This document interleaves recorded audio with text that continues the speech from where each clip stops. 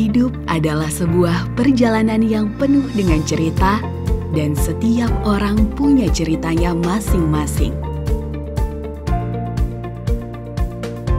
Setiap langkah yang kita ambil menentukan jalan hidup kita. Tapi kesehatanlah yang membuat perjalanan hidup kita jadi lebih bermakna. BMHS hadir memberi makna untuk setiap langkah hidup kita dengan menyediakan solusi kesehatan yang menyeluruh. Memulai langkah di tahun 1973 dengan menolong para bunda melahirkan buah hati di RSIA Bunda sebagai salah satu pelopor rumah sakit ibu dan anak di Indonesia. Dilanjutkan dengan Rumah Sakit Umum Bunda, membantu seluruh keluarga mendapatkan layanan kesehatan berawal dari Jakarta hingga seluruh penjuru Indonesia. Wujudkan mimpi sepasang suami istri untuk dapatkan buah hati melalui Morula, klinik fertilitas terbesar di Indonesia, dan turut memajukan analisa kesehatan di Indonesia dengan terobosan baru teknologi pemeriksaan genetika dari laboratorium Diagnos. BMHS, Advancing an Excellent Healthcare Ecosystem 50 Years and Beyond.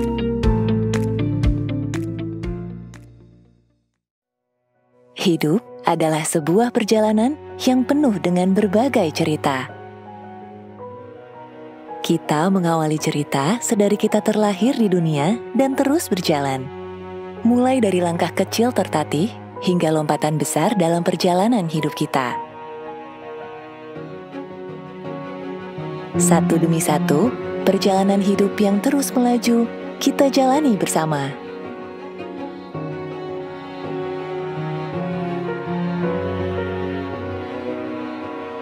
Penuh makna, penuh cerita.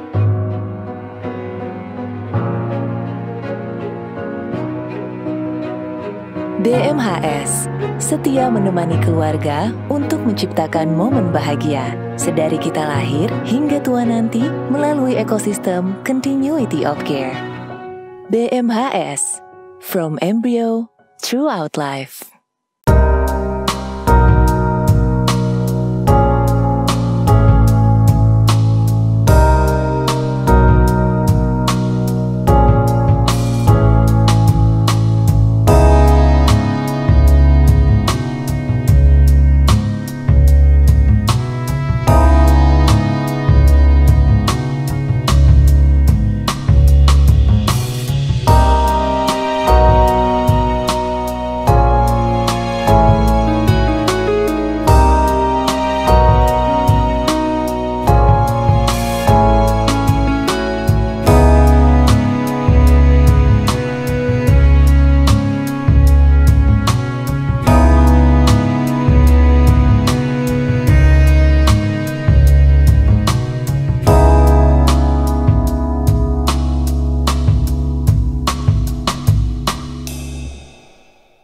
Oke, jadi hari ini kita akan membahas tentang persiapan melahirkan sebetulnya ya.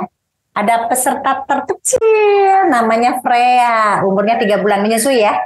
Ya, selamat datang ya Ibu Feni sama Oma, sama eyangnya ya. Di sini sudah tergabung 14 yang terdaftar sekitar 200-an ya. 250 ya mungkin. Seperti biasa ya, biasanya orang perlahan-lahan karena ini mungkin masih di kantor. Tapi kita belajar untuk on time ya, kurang 1 menit lagi kita tunggu. Kita di sini akan berdiskusi tentang persiapan melahirkan dan menyusui, tapi kita akan diskusi banyak tentang bayi dan permasalahannya ya. Biasanya pemakaian botol, pemakaian empeng, masukin tangan ke mulut, biasanya ya, itu biasanya menjadi obrolan yang sangat menarik di kamar praktek. Jadi kita akan berdiskusi banyak. Saya dan Dr. Andamari akan berusaha untuk memperjelas apa yang belum jelas. Terus tadi juga ya, Freya baru datang. Bonekanya ada ya? Ada. Bonekanya boleh disiapin. Freya baru datang, digendongnya seperti bayi baru lahir. Kalau tidur boleh seperti itu. Tapi kalau dia dalam keadaan alert, itu lebih bagus ke depan, tetap disupport belakangnya karena mungkin belum kuat banget. Nanti di rumah PR-nya adalah selalu tengkurepin, jangan banyak digendong justru ya. Jadi tadi ini sambil menunggu yang lain ya. Tadi Freya datang tuh dengan posisi begini ya. Biasanya kalau baru sampai umur 1,5 bulan, 2 bulan mungkin seperti ini. Tapi kalau dia lagi lagi alert banget, lagi butuh stimulasi, bagus gendongnya. Tetap ini disangga. Kalau nanti mungkin 1 minggu lagi udah pinter dia mensupport kepalanya sendiri di rumah. Mesti banyak tengkurap supaya dia angkat kepala. Ini sangat baik untuk proses menelan gitu ya. Terus kemudian mengurangi kebutuhan bayi untuk masukin tangan ke mulut. Jadi masukin tangan ke mulut itu sesuatu yang harus dialami oleh bayi. Tapi jangan sampai dia cuma asik di situ sehingga nanti susah ngapa-ngapain. Itu ya. Oke, saya rasa sih kita tidak menunggu lengkap. Kita mulai saja. Dokter Andamari, apa? Nama lengkapnya apa? Natasha Ayu Andamari. Natasha Andamari. Ya. Ayu Andamari. Ya, tapi saya lebih senang panggilnya Andamari. Ada yang panggil Dokter Tasya, silahkan yang enak aja. Dokter Andamari ini adalah salah satu dokter anak kita yang juga konselor laktasi. Ya, jadi tugasnya beliau mempersiapkan ibu hamil. Jadi kita di Rumah Sakit Bunda Group berusaha untuk menemui ibu hamil sebelum melahirkan. Nah, mudah-mudahan di sini yang hadir juga banyak yang sedang hamil, tapi kalau yang sudah lahir juga tidak menutup kemungkinan karena kita akan diskusi sehubungan apa aja yang berhubungan dengan bayi terutama di 6 bulan pertama gitu ya. Oke, Dokter Andamari boleh disiapkan akan presentasi sedikit tapi diskusinya lama nanti ya. Silakan. Oke, terima kasih Dokter Tiwi. Selamat siang semuanya. Terima kasih sudah menyempatkan hadir di sini. Nanti kita akan ngobrol-ngobrol lebih lanjut. Boleh banget nanya apapun A sampai Z mengenai menyusui termasuk perkembangan bayi. Tapi sebelumnya kita akan mulai dari yang namanya persiapan menyusui. Sebetulnya memang persiapan menyusui ini seringkali dikaitkan dengan kondisi-kondisi ibu baru hamil dan akan mempersiapkan untuk kelahiran. Tetapi tidak ada salahnya juga ketika bayinya sudah lahir nanti kita bisa mengaplikasikan mengenai persiapan menyusui ini gitu karena tetap masih berhubungan. Karena kan ini hanya teorinya, tetapi nanti ketika bayinya sudah lahir akan banyak sekali muncul pertanyaan-pertanyaan yang kayak kemarin dokternya ngejelasinnya apa ya? Oh ternyata seperti ini aplikasinya. Oke, next slide. Oke, jadi pertama persiapan kelahiran. Mungkin semuanya sebelum melahirkan itu ada 3 poin yang biasanya kita pikirkan. Yang pertama adalah nutrisi. Nutrisi itu kita mau kasih bayinya tuh apa sih? ASI kah atau susu formula? Kemudian di sini biasanya kita udah tahu nih bahwa oh iya ASI itu paling bagus gitu kan. Cuman kenapa sih harus ASI? Kemudian apa aja nanti kira-kira yang akan dihadapi ketika kita memberikan ASI? Apakah iya semudah itu? Ataukah memang susu formula juga semudah itu gitu? Nah itu nanti yang memang perlu dipersiapkan lebih matang. Kemudian yang kedua adalah pelekatan dan menyusui. Nah, posisi dan pelekatan ini sangat amat penting dalam proses terjadinya keberhasilan menyusui karena di situ adalah kunci utamanya. Dan yang terakhir adalah IMD. IMD ini merupakan proses yang akan dilaksanakan segera setelah bayi lahir. Oke. Yang pertama kita akan membahas mengenai ASI. Kalau misalnya kita membahas tentang ASI, ASI itu merupakan makanan yang paling bagus ya, udah banyak ya dibahas di mana-mana yang terbaik lah, ada antibodi dan lain-lain. Nah, tapi yang biasanya mungkin kita perlu ketahui lebih lanjut adalah komponen ASI. Karena biasanya muncul pertanyaan seperti ini. Kalau sudah diberi ASI, bolehkah diberi lagi air putih? Nah, itu ya, sering sekali. Nah, di sini kita akan mengetahui bahwa ternyata di dalam ASI itu komponennya adalah 87%-nya itu adalah air. Jadi, semua bayi dengan ASI tidak perlu diberikan air tambahan suplementasi air putih. Karena dalam ASI itu sudah terdapat air, jadi tidak perlu nanti khawatir bahwa nanti akan bayinya dehidrasi, atau mungkin bayinya haus, atau mungkin nanti kayak jamur, jamur karena diasiin terus nggak dibilas ya dok ya. Jadi tidak usah karena memang ternyata ada air di dalam ASI. Slide. Oke, dan ternyata kalori ASI ini tidak kalah baiknya dibandingkan dengan susu-susu lain. Jadi kalau misalnya kita lihat 100 cc-nya itu ternyata dia memiliki 60 sampai 75 kalori dan itu setara dengan susu-susu lain. Next. Oke, ini di sini kita akan membahas manfaat ASI. Yang pertama adalah dia memiliki faktor anti-infeksi. Jadi yang namanya bayi dengan ASI pasti jarang sakit karena memang mereka memiliki kadar antibodi yang lebih tinggi. Kemudian mereka ada antibodi dari ibu. Jadi ketika ibunya itu lagi sakit, tidak perlu khawatir bahwa gimana nanti anaknya akan tertular. Justru ketika ibunya lagi sakit, itu ibu menghasilkan antibodi yang memang misalnya nih sakitnya flu. Dia menghasilkan antibodi untuk flu sehingga nanti anaknya itu sudah mendapatkan antibodi alami. Jadi akan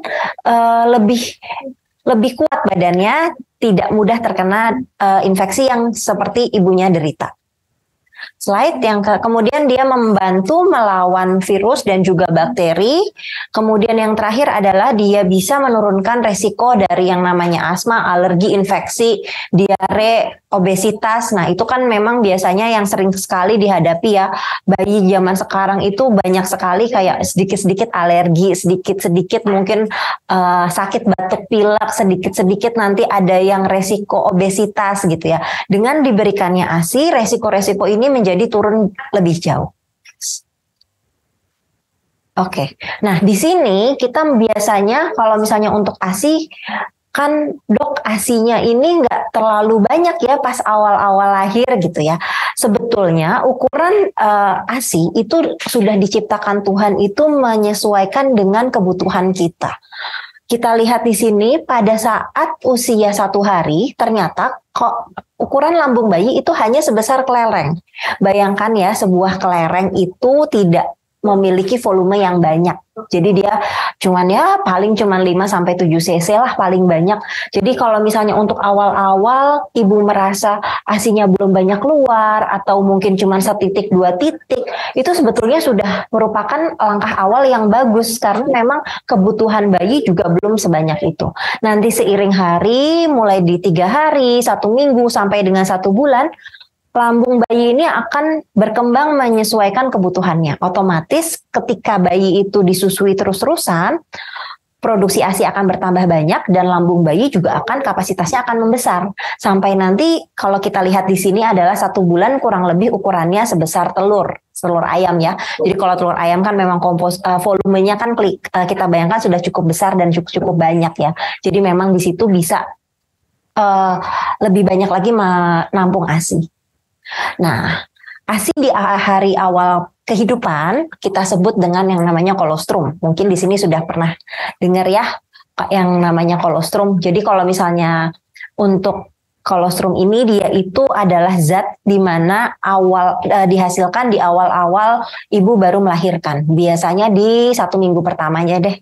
Biasanya kolostrum ini warnanya kuning. Mungkin kalau misalnya kita lihat kayak ASI basi gitu ya, warnanya kok aneh, tidak seperti ASI pada umumnya.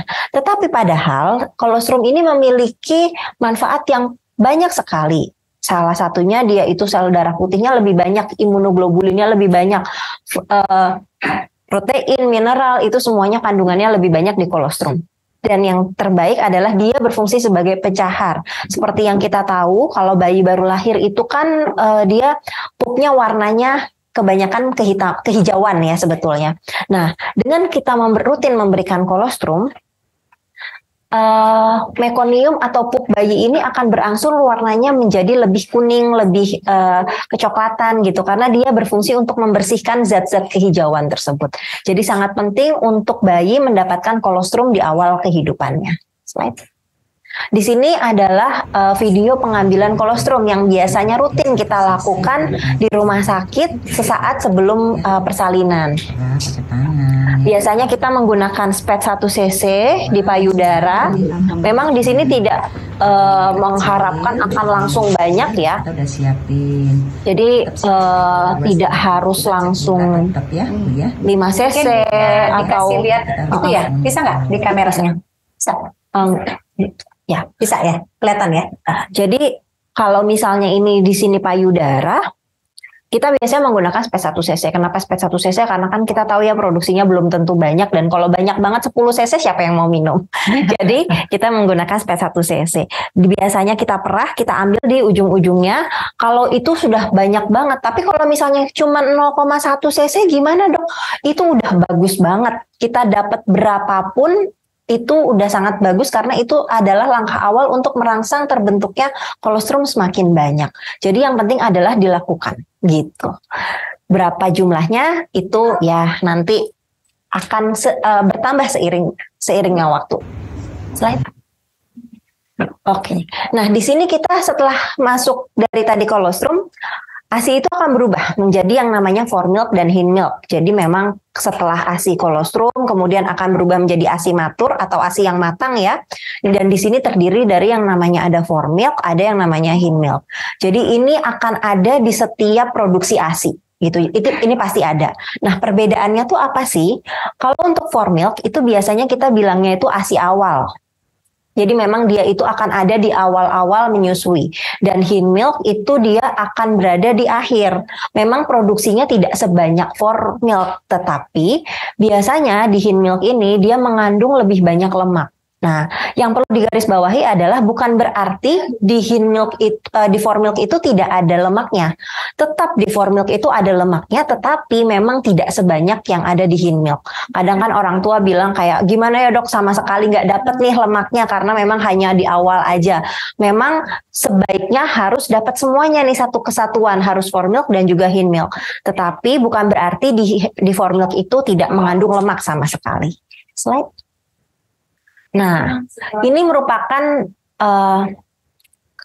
pondasi dasar ya, pondasi awal, pondasi utama sebelum yang perlu diketahui sebelum ibu mau mulai menyusui. Jadi ketika kita mulai proses menyusui itu ada 2 hormon yang sangat mempengaruhi di situ. Yang pertama adalah prolaktin, yang kedua adalah oksitosin. Jadi kita membayangkan bahwa prolaktin itu dia untuk memproduksi, sedangkan untuk oksitosin dia itu yang ngeluarin.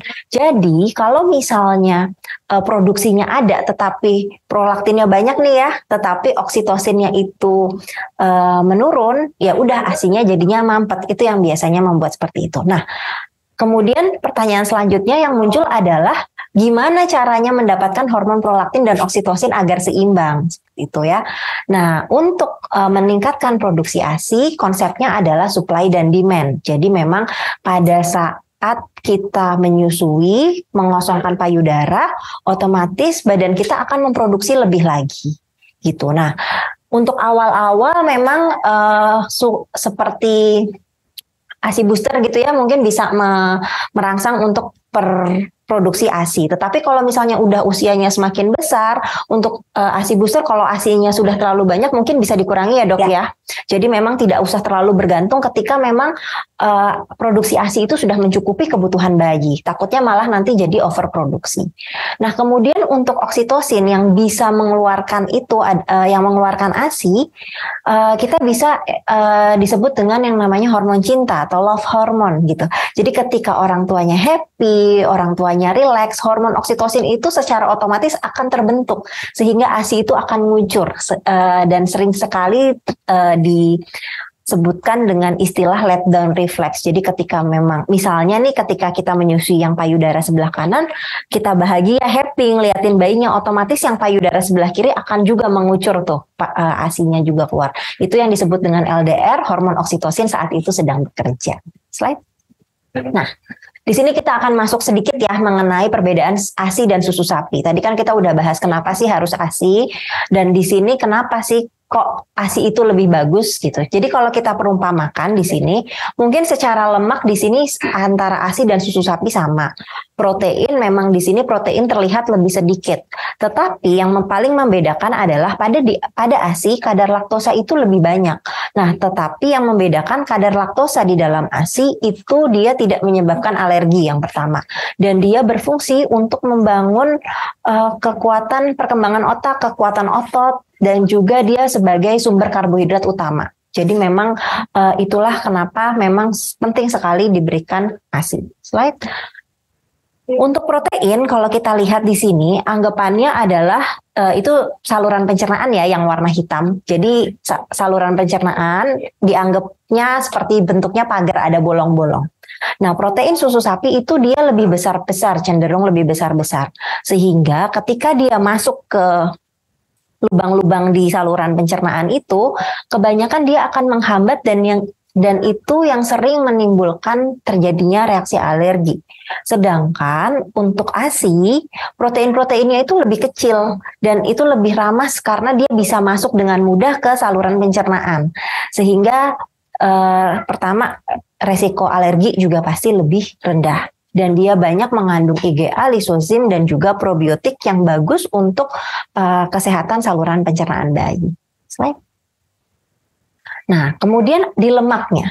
Ternyata di lemaknya ini juga ada bedanya loh. Ternyata bukan cuman, tadi kesannya kan tampak sama ya. Tetapi di lemak ASI itu dia mengandung hormon lipase. Hormon lipase ini sebetulnya fungsinya adalah untuk menguraikan lemak di dalam ASI. Jadi ketika lemak itu masuk ke dalam tubuh bayi, hormon lipase ini dia akan menguraikan lemak sehingga tidak ada yang terjadi istilahnya nanti obesitas gitu. Karena lemak yang masuk ke dalam tubuh itu sudah terurai secara sempurna, disesuaikan dengan kebutuhannya. Gitu. Slide. Oke, ini kita membahas vitaminnya ya, sekilas aja. Vitamin C-nya lebih banyak, vitamin A lebih banyak, vitamin B-nya juga lebih banyak. Jadi memang komponen-komponen vitaminnya terdapat lebih banyak. Nah, kemudian kita akan masuk ke zat besi. Di zat besi ini juga kalau kita lihat memang dia akan terserap lebih banyak dari ASI dibandingkan dengan susu sapi.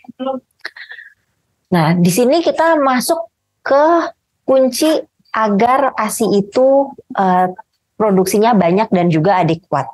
Dia itu memerlukan ada 3 komponen di sini. Yang pertama adalah jaringan payudaranya dulu. Jaringan payudaranya itu harus berkembang dengan baik. Yang kedua adalah kadar hormon. Tadi hormonnya kita sudah bahas ya mengenai hormon prolaktin dan oksitosin yang sangat berperan untuk menjaga kestabilan ASI. Dan yang terakhir adalah pengeluaran ASI aktif dan reguler. Gimana caranya pengeluaran ASI itu aktif dan reguler? Di sini ada kuncinya, yaitu kuncinya adalah posisi dan juga pelekatan. Ini memang selalu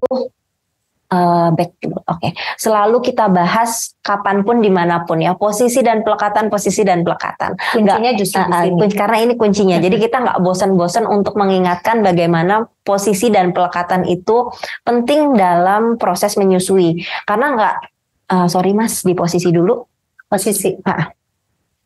Karena ketika anak usia semakin besar, belum tentu posisinya itu juga akan dan pelekatannya itu akan tetap fix seperti itu, gitu. Jadi itu merupakan pondasi awal atau modal dasar untuk keberhasilan menyusui. Di sini ada 4 posisi yang memang perlu sekali kita ketahui. Yang pertama adalah cradle position. Otomatis berubah ya. Oke. Cradle position. Nah, cradle position itu biasanya memang di posisi pada umumnya ya. Jadi memang seperti gini aja. Seperti menimang bayi. Jadi di sini bayi berada di payudara ibu. Jadi caranya adalah ketika ini payudara ya. Bayi diletakkan di misalnya sisi sebelah kanan dengan payudara sebelah kanan. Kita membantu bayi untuk mengeluarkan, membuka mulut terlebih dahulu. Setelah itu kita lekatkan dan juga nanti kita akan masuk ke pelekatannya ya. Jadi ini posisinya seperti ini. Nah, kalau cross cradle, ke posisi yang selanjutnya, kita biasanya membantu dengan satu tangan. Jadi pertama, kalau misalnya tadi yang cradle itu kita langsung mendekap bayi, kalau untuk cross cradle, biasanya kita membantu untuk satu tangan di payudara. Ini untuk membantu mengarahkan seperti itu. Jadi kalau tadi kan arahnya menggunakan siku. Kalau untuk cross cradle, kita memegang kepala bayi. Jadi bukan kepala ya, mungkin leher dan juga bagian belakang bayi. Satu tangan kita letakkan di payudara, kemudian tangan yang sebelah sini kita bantu untuk mengarahkan sehingga lebih gampang menyamakan antara mulut bayi dan juga puting seperti itu. Ketika sudah terbentuk pelekatan yang sempurna, baru kita posisikan lagi seperti musik, tren. Dan yang ketiga adalah football. Football ini biasanya seringkali dilakukan pada ibu-ibu dengan payudara yang besar ya. Jadi pas bayi diletakkan di samping, kemudian kita biasanya disanggah dengan bantal akan lebih mudah, dan juga nanti posisinya itu kita dari bawah. Gitu. Karena kan dengan payudara yang besar, dari bawah akan terasa lebih mudah. Dan yang keempat adalah lying down posisi dengan tinggi. Ya. Dok, maaf suaranya jauh, Dok. Suaranya nggak jelas ya? Suaranya jelas? Nah, ini udah bagus. Suaranya jelas? Makasih, Dok. Nyala. Tes. Jelas suaranya? Tes. Pakai ini. Pakai ini aja. Oke, ini kita membahas pelekatan, nanti kita akan ulang mengenai posisinya ya. Jadi kalau untuk pelekatan yaitu kita bisa mengingat yaitu dengan clamp, C itu chin atau dagu, A areola, L itu lips atau bibir, M itu mulut atau kalau bahasa Indonesianya amubida ya, areola, mulut, bibir dan dagu. Bagaimana posisinya? Bagaimana pelekatan yang baik? Pertama, dagu itu harus menempel di payudara. Jadi nggak ada tuh yang namanya dagunya ngambang. Ketika dagu ngambang itu pelekatannya udah pasti nggak baik. Kenapa? Karena ketika dagunya ngambang, otomatis mulut bayi juga terbukanya tidak optimal. Gitu. Mulutnya juga harus terbuka lebar. Jadi mulutnya terbuka lebar, bibirnya doer ke atas dan ke bawah. Kemudian areola paling nggak 2/3 areola itu masuk ke dalam mulut bayi. Jadi kalau kita posisikan adalah ketika mulut bayi terbuka lebar, kita segera mendekatkan payudara ke mulut bayi. Jadi langsung hap dan langsung dia ngelok. Ketika dia udah ngelok, bibir atas dan bibir bawah harus terbuka lebar sehingga dia bisa menyedot payudara dengan optimal. Jadi bayangkan ini bibir, ketika bibirnya nempel seperti ini kebuka ke atas dan ke bawah, dia akan membentuk hisapan yang optimal gitu. Kenapa kok posisi dan pelekatan ini penting? Karena ketika kita misalnya kita buka payudara, di sini adalah saluran-saluran di mana saluran-saluran ini memproduksi ASI. Ketika kita hanya ketika bayi hanya menyedot di puting ini tidak ada saluran-saluran ini. Gitu, saluran-salurannya hanya sedikit. Akhirnya ASI-ASI yang ada di sini tidak tersedot secara optimal. Akhirnya ASI-ASI yang ada di sini nyangkut sehingga produksinya akan lagi itu yang sering sekali membuat payudara bengkak atau mastitis seperti itu. Jadi pengosongan payudara yang baik dengan pelekatan yang baik akan membentuk situasi atau lingkungan menyusui yang optimal gitu. Slide. Oke. Kita masuk ke materi selanjutnya mengenai IMD. Kenapa IMD itu penting? Karena IMD itu ternyata manfaatnya itu banyak sekali. Kalau misalnya bayi ketika baru lahir, mereka itu kan mengenal dunia yang baru karena selama ini mereka hanya mendengar di dalam perut mamanya, taunya dalam perut mamanya dengan air ketuban dan juga dengan denyut jantung mamanya. Ketika dia keluar semuanya itu merupakan udah nggak ada air, nggak ada denyut jantung, suaranya semuanya langsung bising gitu ya. Dengan kita melakukan IMD akan membantu regulasi dari pernafasan, denyut nadi bayi itu akan menjadi lebih stabil dan juga lebih normal. Sehingga ketika itu semua normal akan membuat regulasi gula darah itu juga menjadi normal. Suhunya dia menjadi normal, bayi juga menjadi lebih tenang karena berada di dalam dekapan mamahnya. Ini loh nak, mama tuh ada di sini gitu. Jadi dia nggak berada di suatu lingkungan yang entah ada di mana gitu ya. Tapi mungkin Dokter Andamari sebelum lupa, IMD ini yang mungkin selalu dicari oleh orang tua. Tapi jangan lupa juga bahwa IMD ini tidak harus langsung di kamar operasi kalau syarat-syarat IMD-nya tidak terpenuhi. Ya misalnya bayinya nggak nangis atau ibunya muntah banget gitu ya. Dan IMD ini masih punya kesempatan dalam 24 jam. Jadi artinya kalau nanti dia nggak bisa kerjain atau kerjain sebentar, kita bisa lanjutkan di ruangan gitu ya. Mungkin itu yang harus semua yang hadir di sini tidak menganggap bahwa wah IMD-nya gagal, jadi proses nyusunya jadi gagal. Jadi itu tidak betul ya. Oke, silakan lanjutkan. Ya, setuju banget sama Dokter Tiwi. Jadi memang IMD itu memang kan kalau untuk secara harfiahnya IMD adalah kegiatan yang segera harus dilakukan. Tetapi kita lihat dulu bayinya apakah bugar atau enggak.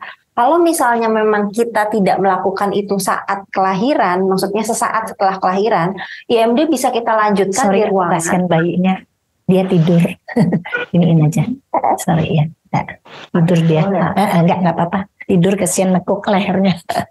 Oke, yuk silakan. Dia bisa dilanjutkan di ruangan gitu. Jadi memang IMD itu tidak semata-mata hanya sesaat setelah persalinan.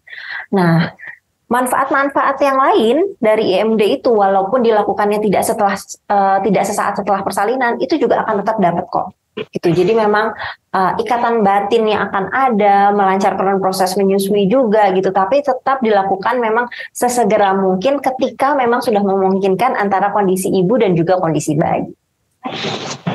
Oke, ini proses melakukan IMD yang rutin biasanya kita lakukan di rumah sakit.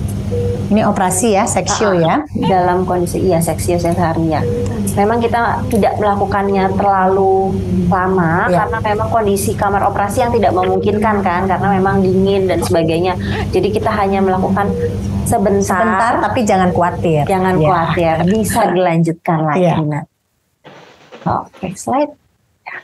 Ini problem yang sering sekali dihadapi oleh ibu atau sebelum ibunya menyusui udah takut ASI-nya nanti nggak keluar gitu ya.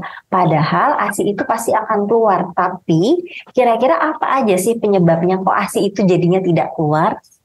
Yang pertama adalah bayi tidak langsung disusui. Tapi bukan berarti tadi ya bayinya habis lahir terus habis itu bayinya langsung disusui di dalam kamar operasi. Nggak seperti itu. Jadi bayi harus segera disusui ketika kondisi ibu dan kondisi bayi sudah sama-sama siap dan memungkinkan. Dan juga nggak ditunda-tunda. Jadi kalau misalnya kita di rumah sakit kan memang sudah menerapkan sistem ERAS ya. Salah satunya ini tujuannya ini. Jadi agar bisa langsung ibu dan bayi itu ketemu dan juga menyusui. Yang kedua adalah ASI tidak pernah diperah. Jadi memang sesuai dengan konsep dari menyusui adalah supply dan demand. Jadi ketika ASI itu diperah, payudara dikosongkan, produksi ASI juga akan semakin banyak. Kalau misalnya payudaranya itu tidak pernah diperah, otomatis produksinya juga akan segitu-segitu aja.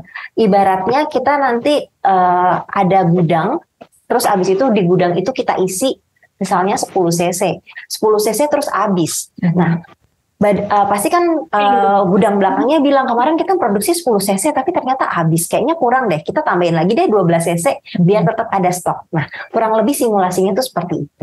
Jadi kalau misalnya memang setiap dikosongkan pasti seiring waktu produksi dari ASI itu akan bertambah.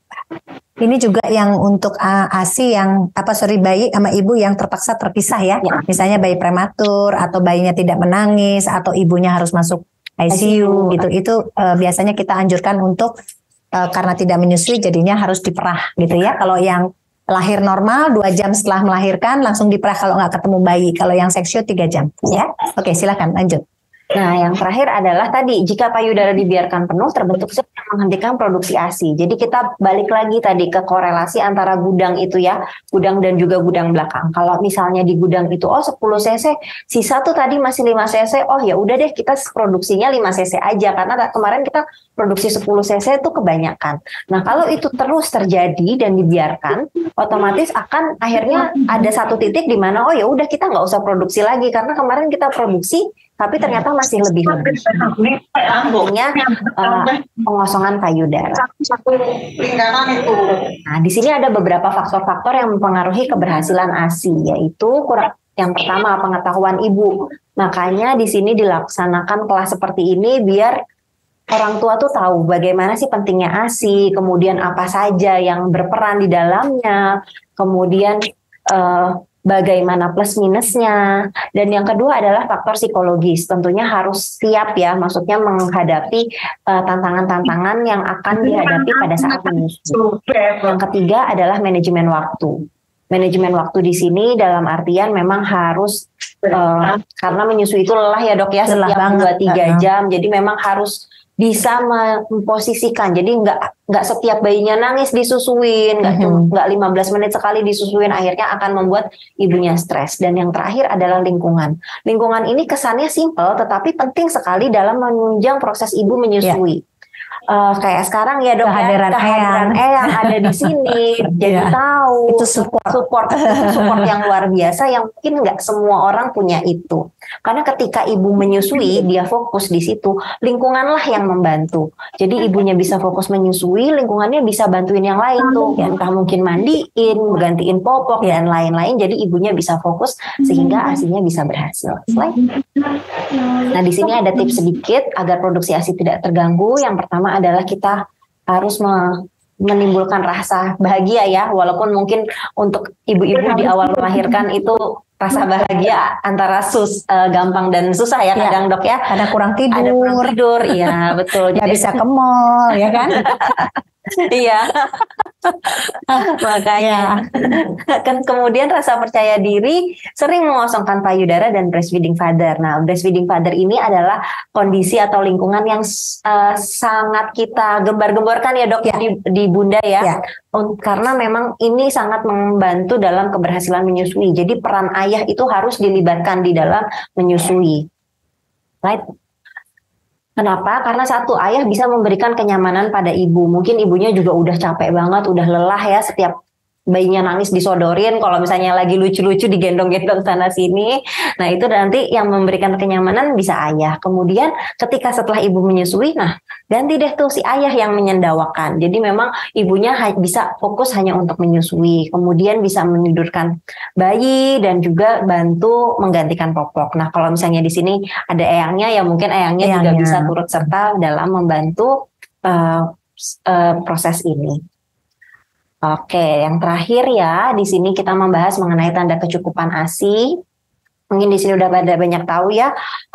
Pertama, bayi itu ASInya cukup kalau dia menyusui kurang lebih 8-12 kali sehari. Dalam artian mereka menyusui setiap 2-3 jam sekali. Jadi bukan berarti setiap 15 menit sekali nyusu atau setiap jam sekali nyusu.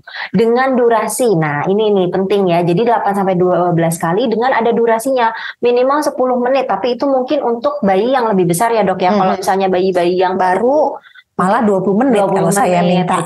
Kalau yang baru ya. Ya, karena mereka masih belajar. Nah, jadi mungkin belum expert mereka nyusuinnya. Jadi memang itu akan lebih lama. Kemudian bayi akan tampak puas, biasanya beda kayak muka ibu-ibu bilangnya mabuk ASI ya gitu. Jadi muka kekenyangan karena ASI biasanya itu setelah benar-benar dapat antara formil dan juga hin milk. Nah, BAK ini pipis ya. Pipisnya ini juga harus lebih dari 6 kali sehari biasanya. Dan warnanya itu jernih. Jadi bukan yang kuning pekat. Nah, kalau misalnya dia kuning pekat, bisa dipikirkan bahwa mungkin ASInya masih kurang. Atau mungkin nyusuinnya sebentar, jadi komponennya semuanya nggak dapat. Right? Pup ini bisa macam-macam sebetulnya ya. Tetapi rata-rata ya mungkin bisa jadi lebih dari 4 kali sehari.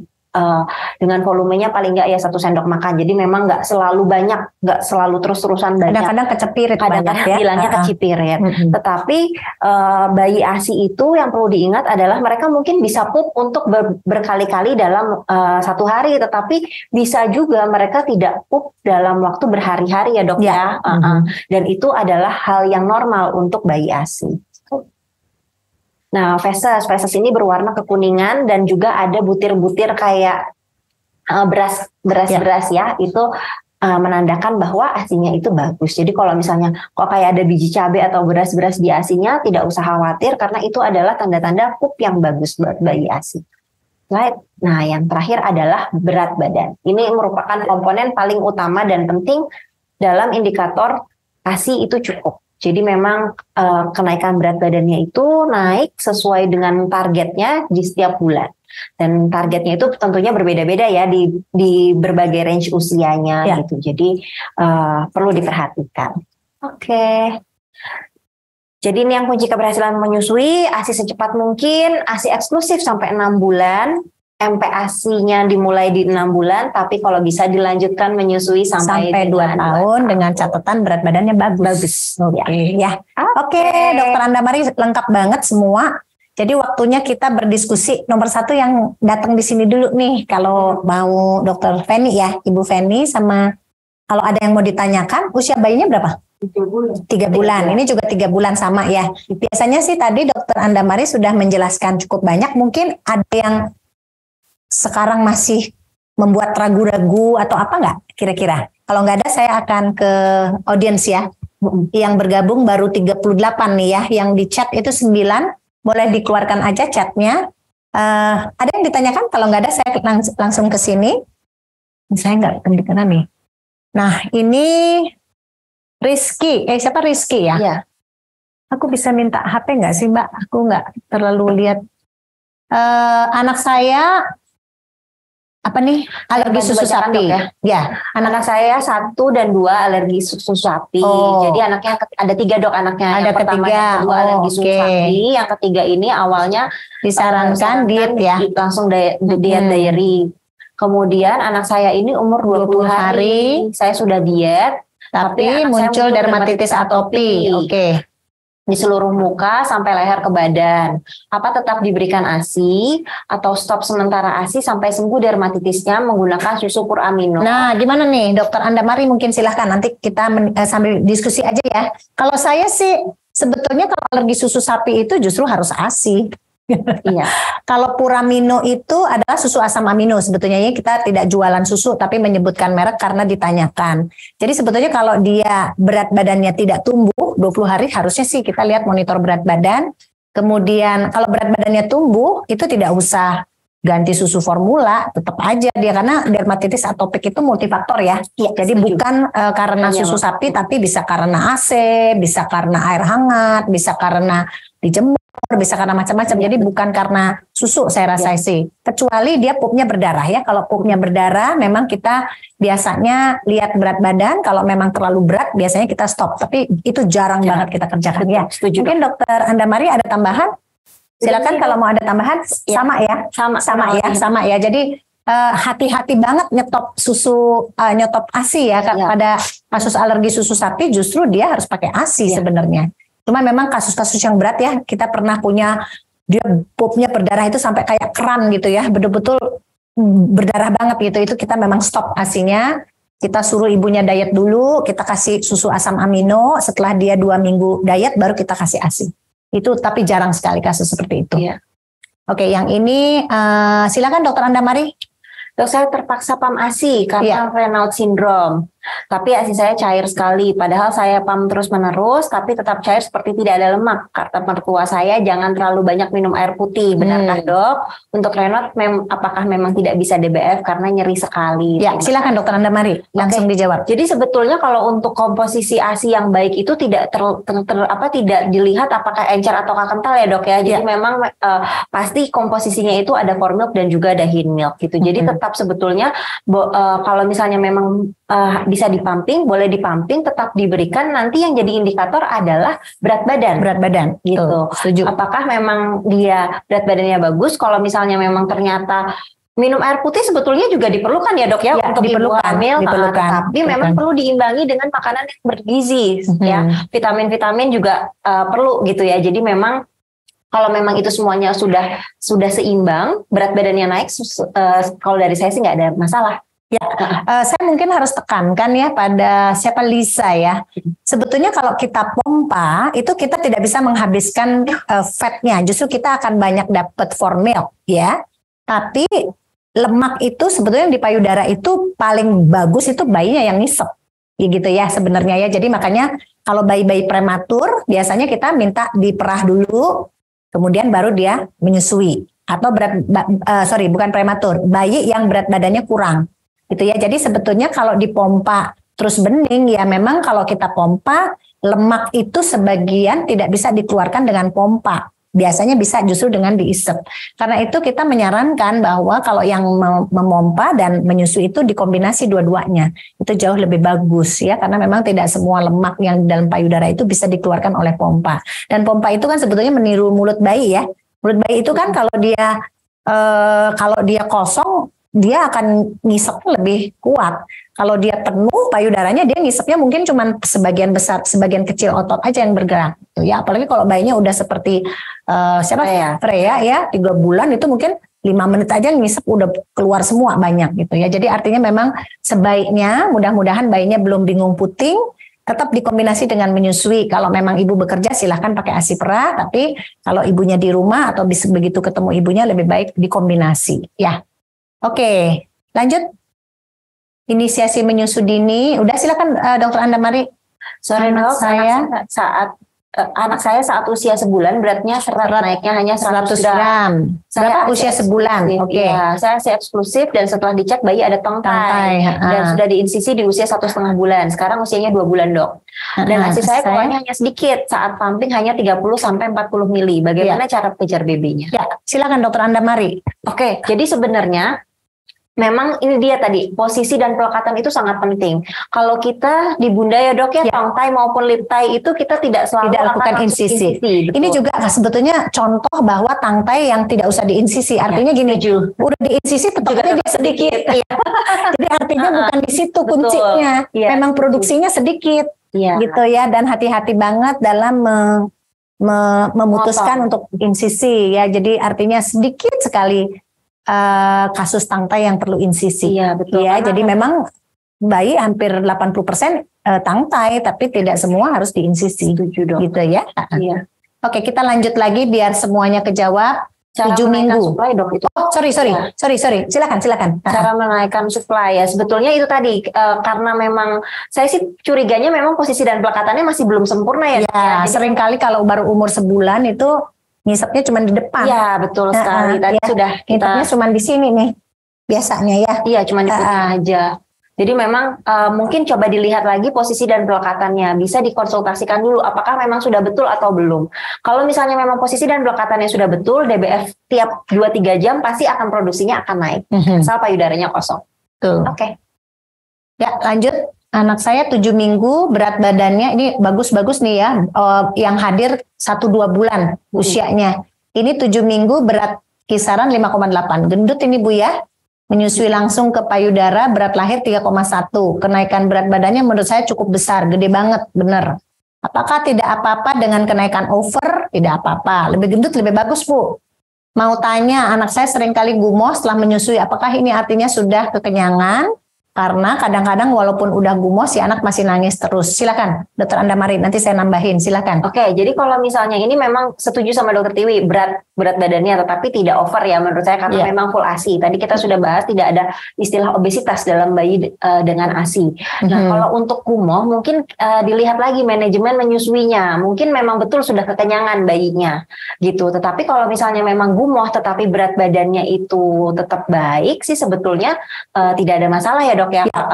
Cuma kalau misalnya memang setiap menyusui ya mungkin satu menyusui itu satu payudara cukup tetapi perlu kosong. Jadi bukan satu payudara habis itu selesai terus pindah gitu. Jadi betul-betul dikosongkan dulu, pastikan kenyang, habis itu nanti baru di sesi selanjutnya payudara yang sebelahnya lagi. Ya, ini mungkin yang harus diketahui oleh Cynthia Dewi ya. Jadi anaknya kalau ditowel mulutnya itu seperti mencari, ya memang semua bayi begitu. Namanya routing reflex ya. Jadi tidak setiap bayi menangis itu dia haus, tapi lebih kepada untuk nyaman. Jadi ada namanya non-nutritious sucking, ada namanya nutritious sucking. Jadi kalau dia haus, memang dia lapar, dia harus netek. Tapi kalau dia mau cari kenyamanan, kadang-kadang hanya didekatkan di ibunya dengan tidur di dada ibunya aja, dengan dia cium bau ibunya, menyentuh putingnya, itu dia sebetulnya mencari kenyamanan saja. Jadi mungkin sebetulnya tidak lapar, tapi dia pengen nyaman. Kemudian jangan ditowel kalau dia udah banyak, karena kalau ditowel dia pasti routing reflex akan ada ya, dan itu refleks primitif bayi yang semua bayi ada. Dan itu biasanya kencang banget ya, ini kan 7 minggu, itu lagi kencang-kencangnya. Biasanya akan berkurang setelah dia di atas 4, 5, 6 bulan dia mulai berkurang. Itu ya. Dan gumoh itu sebenarnya tidak bisa kita hindarkan semua bayi ya. Jadi kenapa dia harus disendawakan ya? Freya mungkin masih suka gumoh ya. Nanti dengan bertambahnya usia, sebetulnya perkembangan itu salah satu kenapa dia harus tengkurap, kenapa harus ngeguling. Sebetulnya itu berhubungan juga dengan kuatnya nutupnya lambung juga gitu ya. Nanti dengan bertambahnya usia dengan posisi itu maka si lambung itu akan lebih di samping lebih besar juga lebih kencang tutupnya gitu ya. Oke, lanjut silakan. Nah ini nih susah, usia 8 bulan masih menyusu 2 jam sekali. Nah ini dia nih. Ini besok harus ikut nih jamnya si Dimple ya, karena ini pasti nanti biasanya akan kesulitan makan. Kalau dia 8 bulan menyusunya masih 2 jam sekali, ya tidak sampai 10 menit, ya setelah ASINya deras langsung selesai. Ibu datang lagi silakan. Apakah normal? Yang sebetulnya yang kita harus tahu dari Sanditya ini adalah berat badan bayinya seperti apa, makan bayinya bagus atau tidak. Itu yang mungkin harus kita diskusikan ya. Nanti besok mungkin harus ikut lagi dan kemudian di deskripsi makannya bagus enggak, berat badan lahirnya berapa, berat badan sekarang berapa ya. Oke, kita lanjut ke Marsha. Anda Maria. Nah, ini Anda Mari nih. Saya lagi hamil 6 bulan. Anak pertama, suplemen perangsang ASI ini perlu enggak? Silakan. Oke. Ini pertanyaan yang sering sekali ya, Dok ya, yang sering banget. Jadi sebetulnya normalnya badan kita itu otomatis secara alamiah akan menghasilkan ASI. Mau kita minumin suplementasi, mau kita nggak minumin suplementasi, secara alamiah itu pasti akan terbentuk.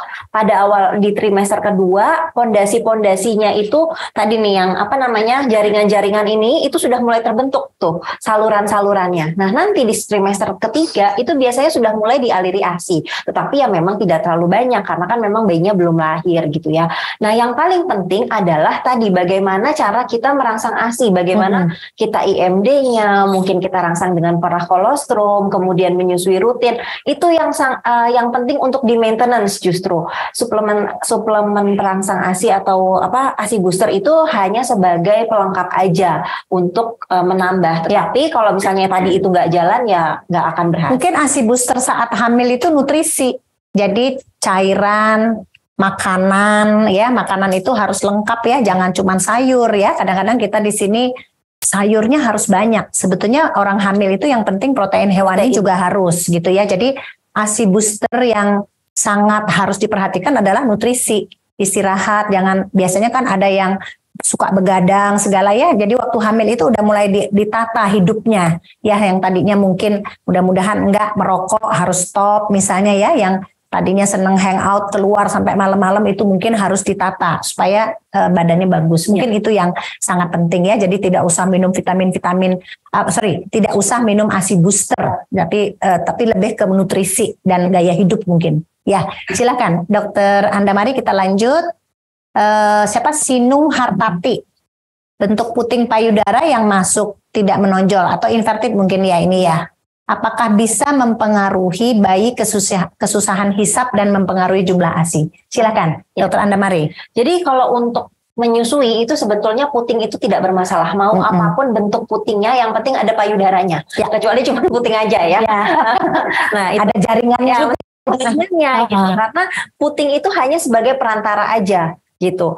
Ketika memang putingnya itu datar, tetapi posisi dan pelekatan, balik lagi ya, posisi dan posisi dan pelekatannya itu baik, itu akan tetap kok bayinya akan berat badannya bagus. Dan biasanya pengalaman saya, Dok, kalau misalnya memang masuk ya nanti kalau dia nyusunya sering, posisi pelekatannya baik, akan terbentuk secara alami gitu. Putingnya itu nanti keluar sendiri dengan sendirinya. Gitu. Kalau masih kesulitan mungkin ya kadang-kadang memang ada yang inverted atau ada yang datar. Jadi dia susah hasilnya. Kalau sampai kesulitan banget ditetein tetap, terus dikosongkan dengan pompa. Biasanya kalau pompa itu dia mancung ya. Jadinya ya. Nah itu biasanya juga akan membantu. Jadi kalau kesulitan banget gitu udah dijepit, udah dimasukkan, tetap kesulitan, di akhir menyusui tadi yang setelah 20 menit itu dipompa saja supaya dia tetap kosong ya payudara itu, dan biasanya mudah-mudahan lebih mancung si putingnya, sehingga mudah-mudahan lebih mudah gitu ya. Oke, saya sedang hamil anak pertama. Ini bagus ya. Tun Kartika, Tune. Bacanya Tuna ya. Sedang hamil anak 31 minggu, hamil pertama, tapi saya pencet putingnya ada keluar cairan bening kekuningan. Apakah ini kolostrum? Nah, wajarkah keluar saat ini? Silakan, Dokter Andamari. Jadi ini sebetulnya pertanyaannya banyak untuk objin sebenarnya ya. Sebenarnya sih mungkin nanti Dokter Andamari bisa nambahkan. Begitu plasenta terbentuk, sebetulnya hormon prolaktin itu sudah dihasilkan. Makanya anak-anak yang lahir prematur 28-32 minggu, kan dia nggak bisa ngisap ibunya. Dia dinicu, itu bisa banget kita rangsang dengan cara mengosongkan si ASI itu dengan pompa. Kemudian melakukan KMC ya, Kangguru Mother Care. Jadi itu namanya kolostrum, tapi nggak usah ditabung sekarang ya kan. Jadi nggak usah diperah-perah sekarang. Itu nanti kolostrum itu sebenarnya atau produksi ASI itu adalah gestational related. Jadi kalau ASInya hamilnya 31 minggu, usia atau komposisi kolostrum itu adalah untuk kehamilan 31 minggu. Jadi nggak usah kita tabung, biarkan saja. Nanti dia terproduksi lagi sesuai dengan usia kehamilan. Kalau dia cukup bulan, kolostrum itu memang untuk bayi untuk cukup bulan. Kalau dia mudah-mudahan tidak terjadi pada ibu Tune Kartika ya, misalnya dia lahir 32 minggu, komposisi kolostrumnya memang cocok untuk 32 minggu. Tapi yang jelas itu namanya kolostrum dan tidak usah diperah gitu ya. Ya, Dokter Andamari ya. Oke, kita lanjut ya Dokter Andamari. Fabia Karunia.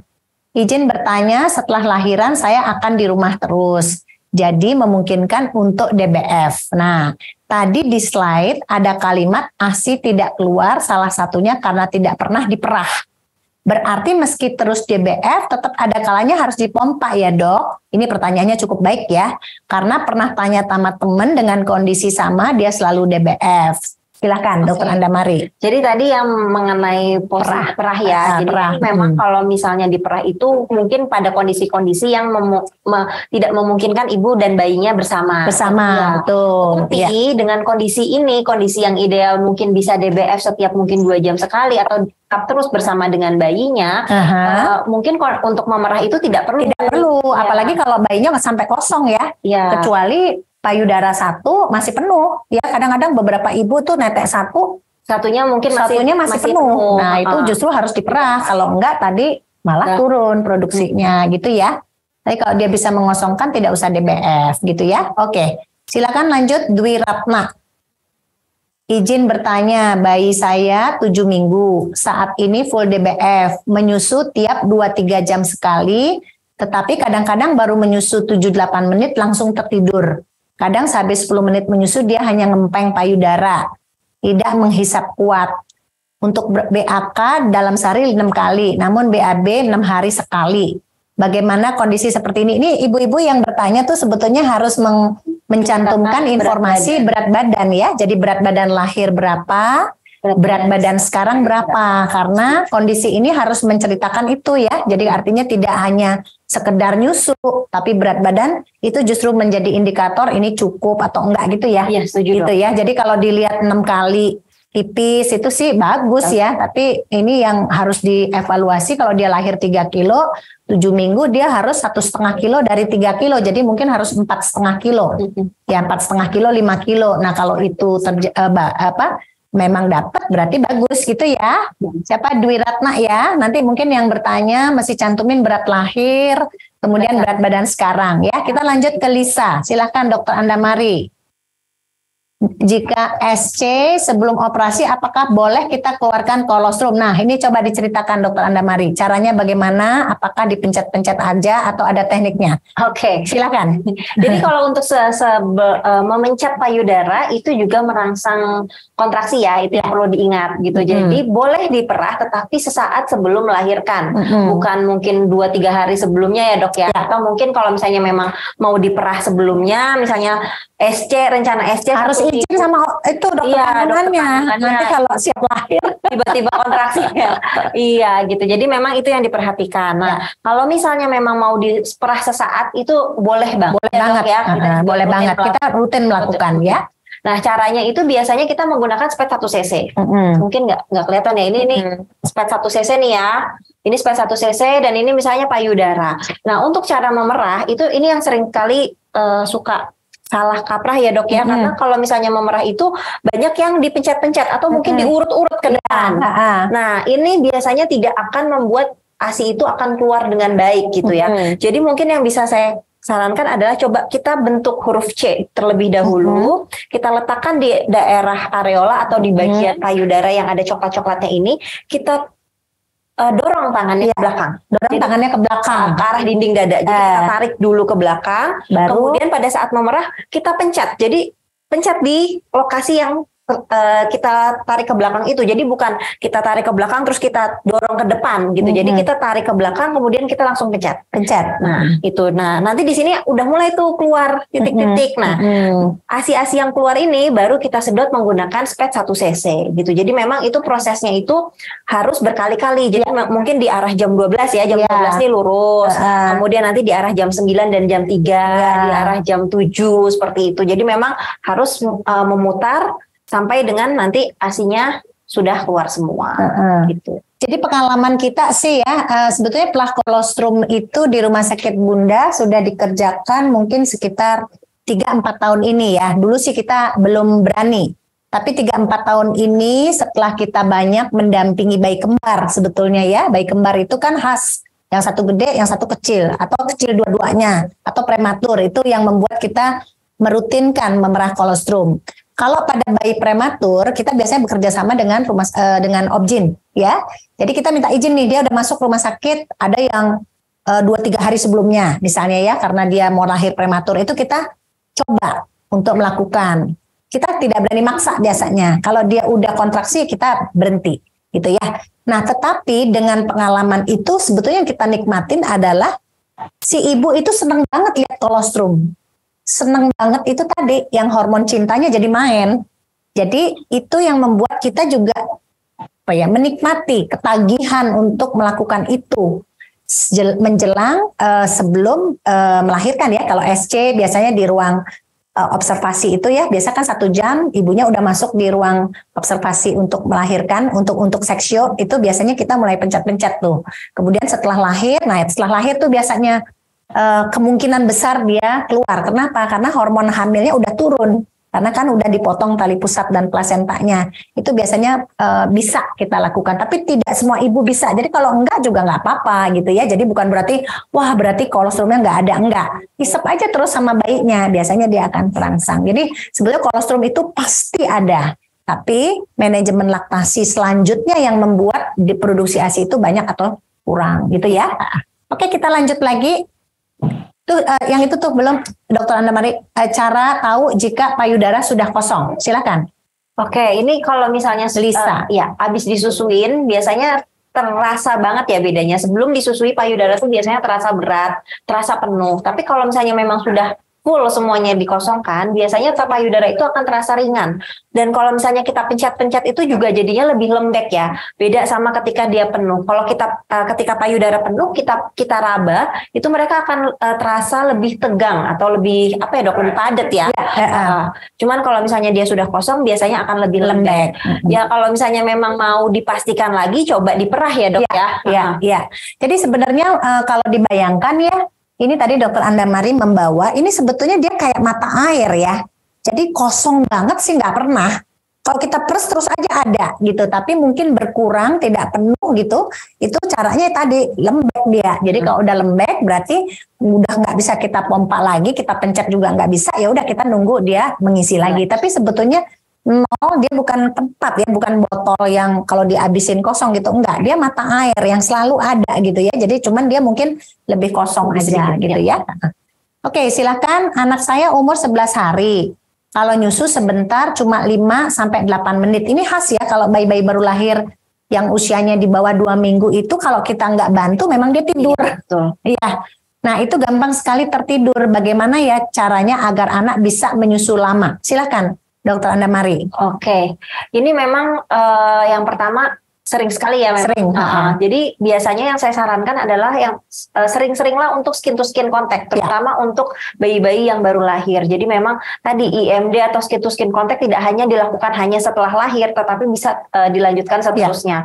Ini juga membantu untuk bagaimana bayi mengenal bau ibu sehingga dia mau menyusu lebih lama. Itu yang pertama. Ketika dia sudah mau menyusu, perhatikan masuk di posisi dan pelekatannya. Gimana posisi dan pelekatannya? Ketika memang posisi dan pelekatannya sudah baik, otomatis dia akan menyusu mengosongkan lebih optimal. Dan memang kalau misalnya memang gampang sekali tertidur, itu harus peran orang tua dan peran lingkungan untuk dibangun-bangunin terus gitu ya dok ya. Jadi entah dibuka bajunya atau mungkin digangguin gitu. Ini mungkin ada 44 dan di sini ada 4 orang. Kalau masih ada yang mau bertanya di sini silahkan. Saya buka kesempatan untuk yang ada di online untuk bertanya langsung kalau ada. Jadi boleh bisa dibukakan kameranya ya Mas? Bisa ya. Kalau mau ada yang bertanya langsung silahkan. Tapi kalau nggak ada, saya akan lanjutkan yang ini ya, yang ada di chat ya, yang di sini ada. Udah habis ya yang bertanya ya. Udah habis. Wah hebat ya. Ada yang ditanya nggak? Ibu biasanya paling banyak bertanya. Ibu ini rajin banget datang ya. Putranya berapa sih Bu? Kenapa? Ibu putranya berapa? 2. Umur? Sebenarnya ini buat cucu sih. Cucu. Silakan Bu, silakan. Dok, sedikit pertanyaan karena cara maksudnya saya dulu sama anak saya mungkin beda ya. Dok. Yang pertama dok, jika kalau misalnya pompa ASI kan kita masukin ke botol, dan itu kalau nggak diminum sama bayinya kita masukin ke freezer. Nah itu boleh berapa lama itu harus dihabiskan? Dan apakah itu baik dok, habis dari mungkin anget, kemudian masukin botol, udah dingin, kita masukin lagi ke freezer, terus kita panaskan lagi. Menurut dokter itu baik atau enggak ya dok? Nah yang kedua dok, mana yang lebih baik? Misalnya kita tidak keluar ASI gitu ya, mana yang lebih baik kita menggunakan donor ASI dari orang lain yang kita masukkan juga ke freezer, atau kita pakai formula ASI booster? Ada ASI booster, ada yang selain kapsul, juga ada yang bentuk kayak bubuk. Ada dok. Oh iya, oke. Kemarin soalnya dikasih ASI booster untuk merangsang produksi ibunya maksudnya kan? Iya, merangsang ibunya karena ibunya tidak keluar. Oke. Dari ASI donor dikasih langsung ke anaknya. Mana yang lebih efektif ya fakta atau mitosnya? Terus kemudian ini dok pernah juga, kita jangan bilang nggak pernah kejadian ya. Jadi ada ibu hamil, dia tuh ternyata kaget baru setelah dia udah melahirkan dia tahu dia kena cancer. Nah, karena punya tuh kasusnya Bu. Puting susunya itu masuk ke dalam, jadi dia pikir nggak apa-apa ini dia. Ternyata waktu dia cek ke dokter ternyata cancer. Jadi udah mungkin stadiumnya kedua. Oke. Udah biarin deh. Dia tunggu dulu sampai anaknya selesai menyusui, mungkin sekitar 2-3 bulan malah bertambah. Iya. Mungkin dokter bisa kasih penjelasan. Ya, silakan Dokter Anna Mari. Ya, silakan. Terima kasih pertanyaannya. Oke, jadi kalau untuk yang ASI diperah, kalau selama dia masih belum disusui itu boleh disimpan. Jadi kalau misalnya untuk di suhu ruang itu bisa teorinya 4 sampai 6 jam ya di luar. Nah, tetapi pada kenyataannya ya dok ya mungkin dalam 2 jam itu tuh baunya tuh juga udah berubah biasanya. Jadi kita takut kuman. Betul. Memang saya sih menyarankan susunya udah beda ya. Jadi gini kalau campur, bukan. gitu. Jadi gini kalau ASI perah ada darah, kan ASI perah kalau lecet ada darah, itu tidak boleh disimpan. Itu harus diminum. Cepat. Tapi kalau ibu tadi bertanya dari freezer dikeluarkan, dihangatkan, itu boleh. Tapi dia nggak boleh balik lagi ke kulkas. Ya, jadi kalau dia udah keluar ya dari freezer, ke chiller, keluar itu nggak boleh masuk lagi. Jadi makanya nyimpennya itu kalau bisa memang sekali minum. Ya, jadi jangan sisa. Nggak boleh. Kalau bisa sih jangan. Spesial itu alat. Nggak usah alat Bu, celupin air hangat aja. Ya. Nggak usah pakai alat-alat kok. Menyusui itu sesuatu yang sangat sederhana. Jangan terlalu banyak peralatan yang dituntut gitu, nggak usah ya gitu. Ya, tapi satu lagi tadi apa tuh? Donor ya? Donor. Ada 2. Ya, silakan. Kalau untuk donor itu sebetulnya kalau misalnya memang betul-betul tidak ada, mungkin bisa dipertimbangkan, tetapi tetap dicoba dulu untuk tetap nyusuin dulu lebih sering. Karena tadi aku udah membahas di awal mengenai lambung bayi. Di awal-awal itu memang kesannya tuh belum ada, tetapi mungkin ada sedikit yang bisa terhisap oleh bayi yang memang nggak, kalau dipompa-pompa tuh tidak kasat mata gitu ya. Nah kalau misalnya memang sudah dirutinkan dan mungkin muncul tanda dehidrasi, nah baru bisa dipertimbangkan untuk ASI donor. Tetapi kalau misalnya awal-awal tetap harus diusahakan menyusui. Bagaimana kalau misalnya yang booster itu boleh nggak diminum? Tetap bentuknya pil atau bentuknya bubuk? Kalau untuk booster sendiri kan hanya suplementasi dan itu sifatnya membantu. Jadi itu tidak ada salahnya langsung diberikan. Jadi boleh aja. Boleh aja. Yang tentang cancer? Yang tentang cancer memang kalau itu sih kan harusnya ibunya berobat dulu. Iya, setuju. Jadi Bu, jadi jadi jangan nomor 1 anak terus ibunya kanker, itu nggak boleh. Jadi kalau dia ada sakit, itu ibunya harus beresin dulu. Karena kan harus dikemo. Jadi dia pakai formula atau pakai donor. Jadi donor ASI itu Bu biasanya kita tujukan untuk prematur. Jadi bukan untuk bayi cukup bulan. Bayi cukup bulan ibunya yang kita harus optimalkan merangsang produksi. Kecuali kalau bayi prematur nggak apa-apa. Kalau bayi prematur biasanya kan banyak kendala ya, ibunya stres, bayinya kenicu, ASI-nya belum ada, itu biasanya. Tapi ASI donor itu ada syaratnya, bebas HIV, bebas hepatitis B, bebas hepatitis C, pendonornya ya. Kemudian bebas sifilis sekarang diminta ya.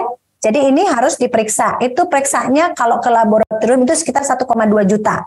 Ya biasanya kita akan minta ibu yang memerlukan, yang membiayai itu. Nah kalau prematur ASI donor itu ada tempatnya banget karena itu jauh lebih bagus daripada penambahan formula. Tapi kalau ASI bayi yang cukup bulan, ibu itu punya kesempatan untuk menghasilkan produksi dengan tadi mengikuti apa yang disarankan dokter Andamari, kayak IMD, skin to skin, kalau dia belum keluar dipompa gitu. Dan dia masih punya cadangan, dan punya cadangan makanan di tubuh bayi itu sendiri.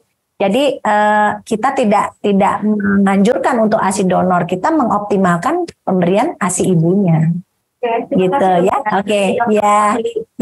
Oke, ada yang mau bertanya boleh angkat tangan. Offline ada yang mau nanya. Oh iya, silakan. Aku kan Januari kemarin baru lahiran. Iya. Terus sekarang kan anaknya umurnya 3 bulan. 3 bulan. Anak itu berarti 3,6. Gede ya.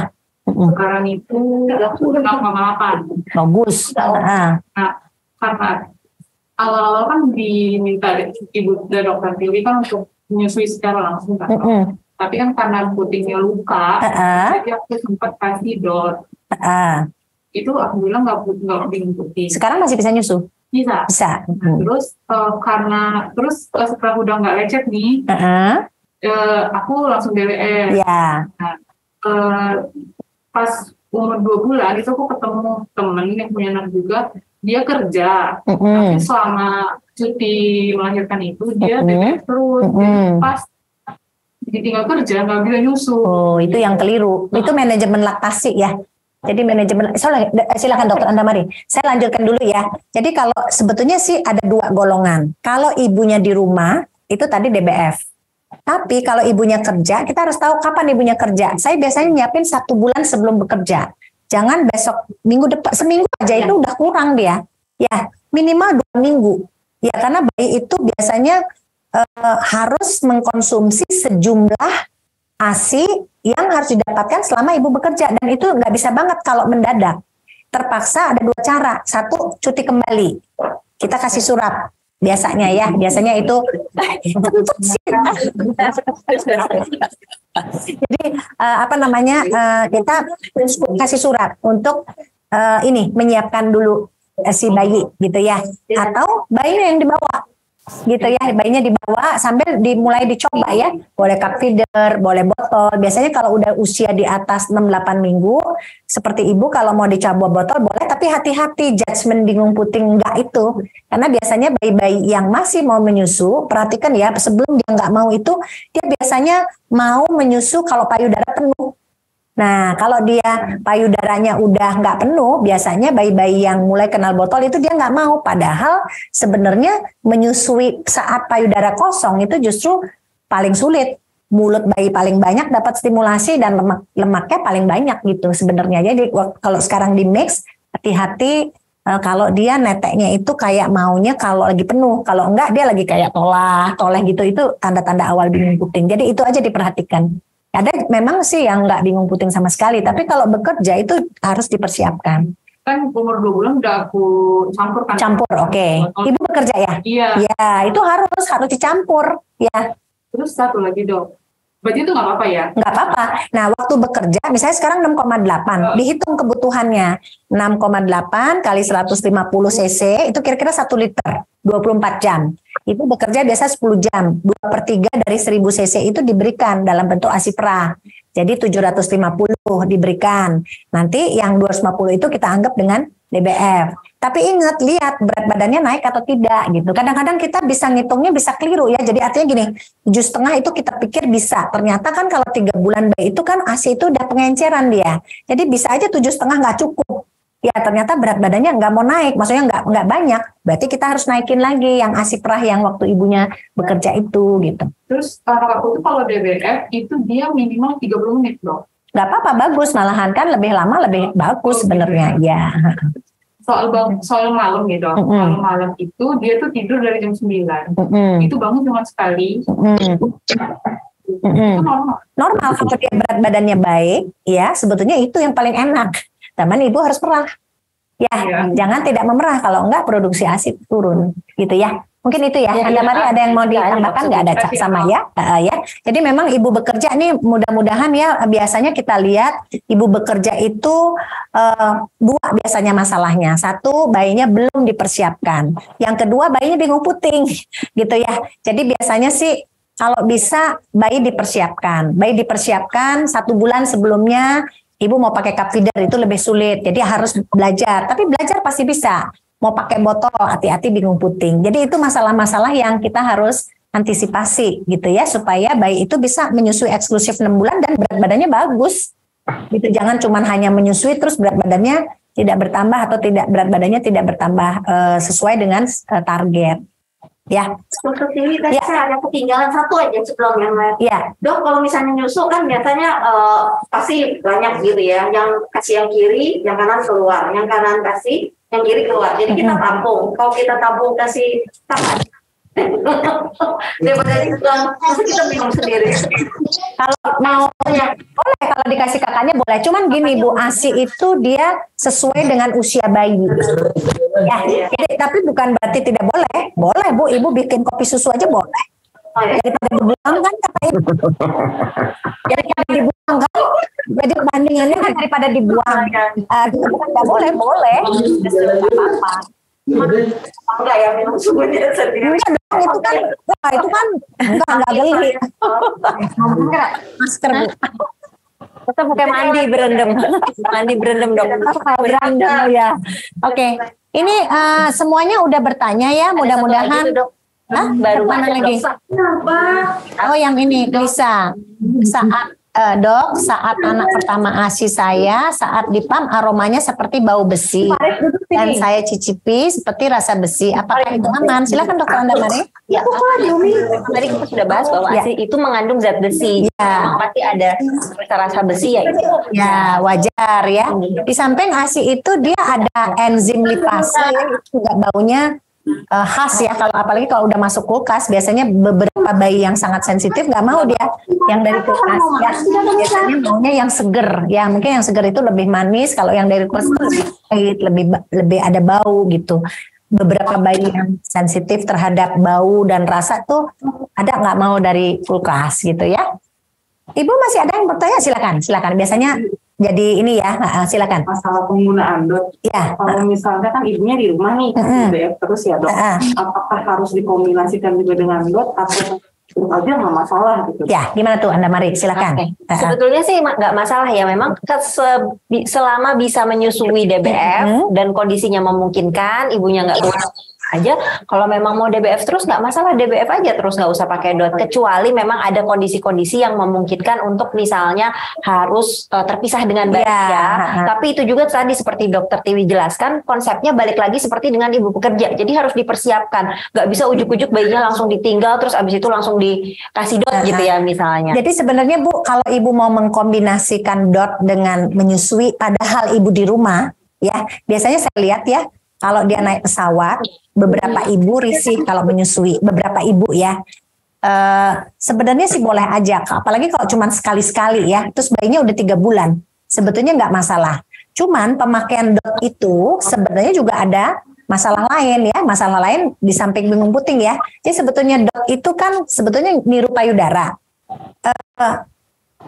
Kalau bisa anak tidak mengenal DOT, sebetulnya lebih bagus sebenarnya. Tapi kalau kita memang mau mencampur DOT, nggak masalah juga, asal hal-hal yang konsekuensi dari penggunaan DOT itu kita sadari, sehingga kita udah bingung puting terus ibu ke klinik laktasi rumah sakit Bunda suruh bantuin. Nah itu yang sangat sulit biasanya ya. Jadi kalau bisa tanda awal bingung puting ditandain, sebelum itu terjadi kita jangan jadi lepas DOT itu.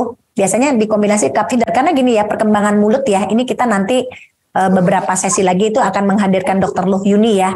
Mulut bayi itu kayak sekarang ya, dia itu kan semuanya masuk mulut, semuanya sucking ya, itu kan sampai usia 4 bulan. Tapi di usia 4-6 bulan itu keterampilan mulut mesti naik kelas. Jadi dia menyapu sendok, kemudian nanti pelan-pelan dia memakai sipi cup. Itu sebetulnya yang kita harus perhatikan. Jadi pada bayi-bayi yang DBF harusnya dia paling bagus. Tapi sayang banget begitu dia 4 bulan, ibunya mulai aktif, dicampur botol. Kan itu turun kelas dia. Jadi kalau dia mau dikasih media, sebetulnya kalau bagus itu pakai cup feeder. Karena dia kelasnya naik. Kecuali bayinya masih di bawah 3 bulan ya. 3 bulan, di bawah 4 bulan itu masih lah bisa pakai botol. Karena memang kelasnya di situ sucking. Ya begitu masuk 4-6 bulan itu menyapu sendok. 6-7 bulan dia pakai sipi cup. 7-9 bulan nanti dari sipi cup ke sedotan dan gelas gitu. Jadi naikin dia sehingga mulut itu memang lama-lama terampil sesuai dengan usianya dia.